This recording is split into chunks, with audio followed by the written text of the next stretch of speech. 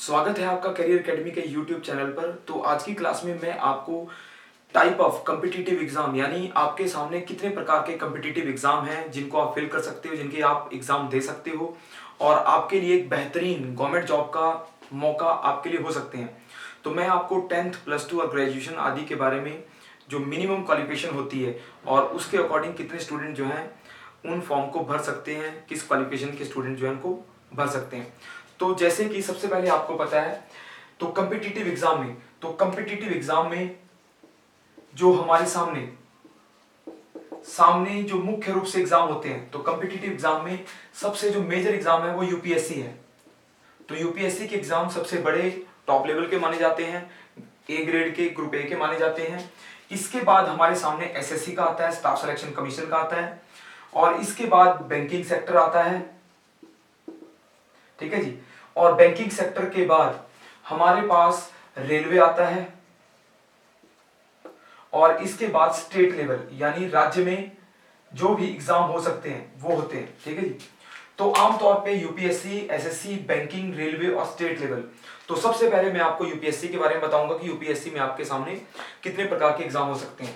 तो सबसे पहले यूपीएससी में सबसे बेस्ट जो जॉब मानी जाती है, सबसे प्रेस्टिजियस, सबसे पावरफुल मानी जाती है, वो आईएएस आईपीएस की मानी जाती है। तो सबसे पहले आते हैं सिविल सर्विसेज एग्जाम, यानी सिविल सर्विस एग्जाम जो है सीएससी कह देते हैं।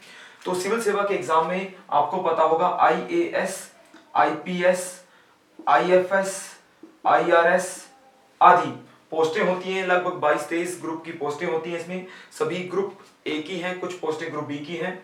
तो सिविल सर्विसेज एग्जाम जो है टायर 1 प्री में होते हैं, मेंस में होते हैं, इंटरव्यू में होते हैं। तो 3 लेवल में एग्जाम होता है। देश का टफेस्ट, सबसे मुश्किल एग्जाम माना जाता है। तो सिविल सर्विसेज एग्जाम जो है इसमें प्री ऑब्जेक्टिव है, मेन सब्जेक्टिव होता है और इंटरव्यू होता है। टोटल स्कोरिंग इसमें 2025 मार्क्स की होती है।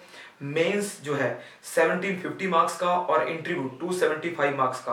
तो 2025 मार्क्स में से आपकी मेरिट बनती है। अच्छी मेरिट, जिनकी टॉप मोस्ट मेरिट होती है, उनको आईएएस मिलता है। सेकंड में आईएफएस इंडियन फॉरेन सर्विस मिलती है।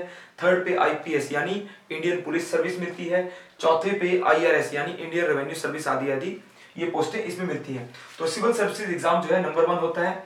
इसके बाद आता है जो सिविल सर्विसेज के बाद आईएफएस यानी इंडियन फॉरेन सर्विस के एग्जाम होते हैं। इसमें टेक्निकल डिग्री चाहिए। तो फॉरेस्ट सर्विस में आप फॉरेस्ट डिपार्टमेंट जाओगे, ये देश की बेस्ट फॉरेस्ट सर्विस है। इसके बाद आता है जी जो आईईएस यानी Indian economic service. Indian economic service के नाम से आईएएस के समानार्थ एक इकोनॉमिक सर्विस होती है। ये देश की इकोनॉमिक सर्विस है टॉप मोस्ट, जिसमें इकोनॉमिक ग्रेजुएट हों या जो कॉमर्स ग्रेजुएट हैं वो इसको पार्टिसिपेट कर सकते हैं, फिल कर सकते हैं। इसके साथ आईएसएस यानी इंडियन स्टैटिस्टिकल सर्विस एक और सर्विस होती है जो साथ के साथ इसके एग्जाम कंडक्ट होते हैं।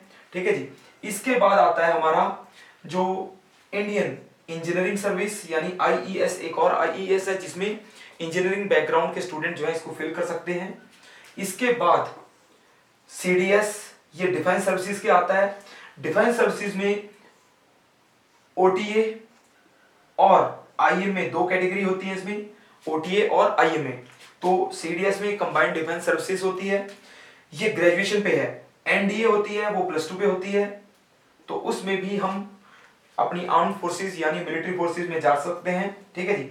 इसके अलावा एक इसमें फॉर्म होता है सीपीएफ यानी सेंट्रल पुलिस फोर्स का, जिसको सीएपीएफ कह देते हैं, असिस्टेंट कमांडेंट के लिए। ये पैरामिलिट्री के लिए एक एग्जाम होता है। तो मैं आपको एक अलग लेक्चर में यूपीएससी के सारे एग्जाम की जानकारी दूंगा।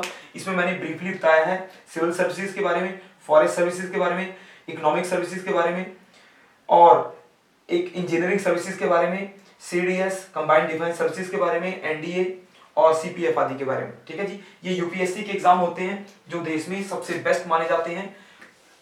इसके बाद आता है एसएससी। तो एसएससी में हमारे सामने जो है ग्रेजुएशन के लिए इसमें सीजीएल होता है, कंबाइंड ग्रेजुएट लेवल जो है सीजीएल होता है। तो सीजीएल देश का ग्रुप बी की जॉब के लिए और सी ग्रुप के लिए एक एग्जाम कंडक्ट करता है एसएससी। तो सीजीएल में ग्रेजुएशन मिनिमम क्वालिफिकेशन रहती है। सीजीएल के बाद +2 लेवल के लिए आता है सीएचएसएल यानी कंबाइंड हायर सेकेंडरी लेवल जो है सीएचएसएल +2 लेवल के लिए होता है। इसमें +2 के लिए एलडीसी या यूडीएससी के लिए एलडीसी के लिए जॉब रिक्रूटमेंट होती है, क्लरिकल कैडर की होती है। और 10th बेसिस पे होता है एमटीएस यानी मल्टीटास्किंग स्टाफ, ये सी और डी ग्रुप में आती है एमटीएस मल्टीटास्किंग। तो ये एसएससी में 3 मेजर सर्विसेज होती हैं।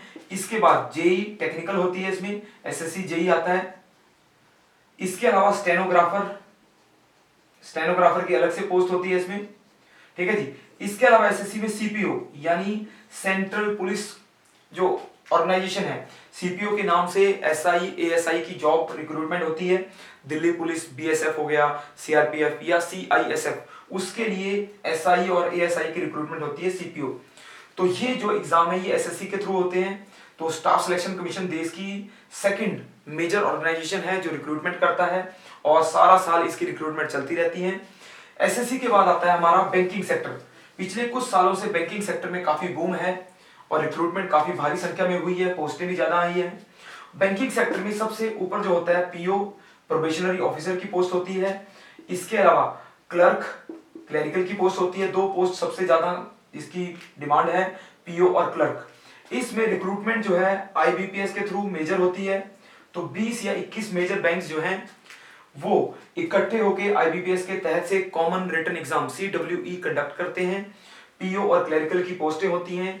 तो आईबीपीएस में आरआरबी भी होता है, आरआरबी रीजनल रूरल बैंक की रिक्रूटमेंट होती है, वो भी बैंकिंग सेक्टर में काफी ज्यादा डिमांडेबल जॉब है। उसमें रीजनल बैंकों में आपकी रिक्रूटमेंट की जाती है। इसके अलावा एसओ होता है स्पेशलिस्ट ऑफिसर, ये टेक्निकल डिग्री के लिए है। तो स्पेशलिस्ट ऑफिसर में आपकी टेक्निकल डिग्री है, उसमें आपको टेक्निकल फील्ड में बैंकिंग सेक्टर में भेजा जाएगा।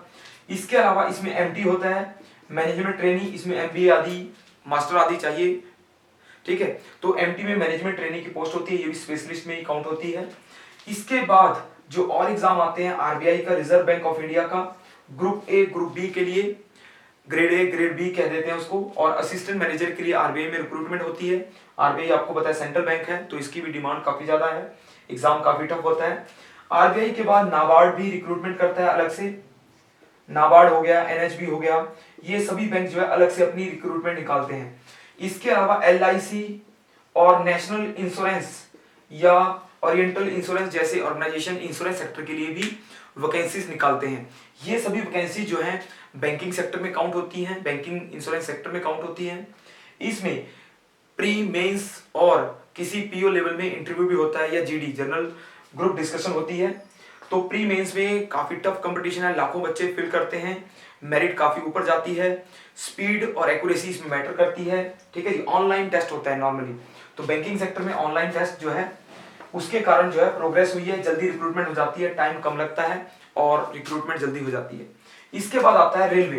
तो रेलवे में क्या है, ग्रुप सी और डी के लिए रिक्रूटमेंट होती है, एएसएम के लिए होती है। इसके अलावा टीसी आदि की रिक्रूटमेंट अलग से होती है, गुड्स गार्ड की रिक्रूटमेंट होती है। तो इसमें नॉर्मली +2 और ग्रेजुएशन के लिए पोस्टें आती हैं। रेलवे में जेई यानी टेक्निकल लोकोमोटिव जो पायलट होते हैं उनकी अलग से रिक्रूटमेंट होती है, टेक्निकल भी होती है और नॉन टेक्निकल दोनों होती हैं। एएसएम टिकट कलेक्टर हो गया या सी और डी की गुड्स गार्ड जैसी पोस्टें जो है आमतौर पर रेलवे में आती हैं। रेलवे में कुछ सालों से पोस्टें नहीं आई हैं, आगे इन फ्यूचर चांस है कि रेलवे में रिक्रूटमेंट हो। इसके बाद आता है स्टेट लेवल। तो स्टेट लेवल में क्या है, स्टेट लेवल में हर स्टेट का अपना पैटर्न है। स्टेट लेवल में अपना स्टाफ सिलेक्शन कमीशन होता है, वो सी और डी ग्रुप के लिए या बी ग्रुप के लिए रिक्रूटमेंट करता है। इसके अलावा स्टेट पीसीएस होता है, जो पीसीएस में स्टेट लेवल में एसडीएम डीएसपी आदि की पोस्टों की रिक्रूटमेंट होती है। ये सिस्टम जो है हर एक स्टेट वाइज अलग अलग है, हर राज्य का अपना सिस्टम होता है। तो जो स्टूडेंट जिस स्टेट से बिलोंग करते हैं, अपनी स्टेट में ज्यादा प्रेफरेंस मिलती है उनको, अदर स्टेट में उनको कम प्रेफरेंस मिलती है।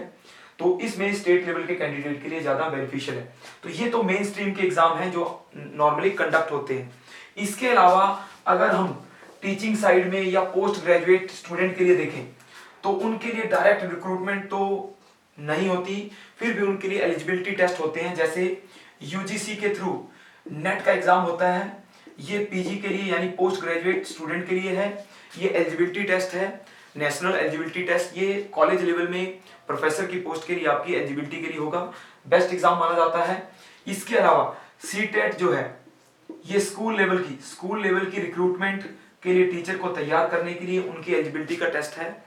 तो +2 तक या 10th तक के स्टूडेंट के लिए सीटेट का जो एग्जाम है वो उनके लिए कंडक्ट किया जाता है, एलिजिबिलिटी टेस्ट है ये भी। और स्टेट में टेट एग्जाम होते हैं, वो स्टेट लेवल में टीचर के लिए एलिजिबिलिटी टेस्ट है, हर एक स्टेट का अलग होगा।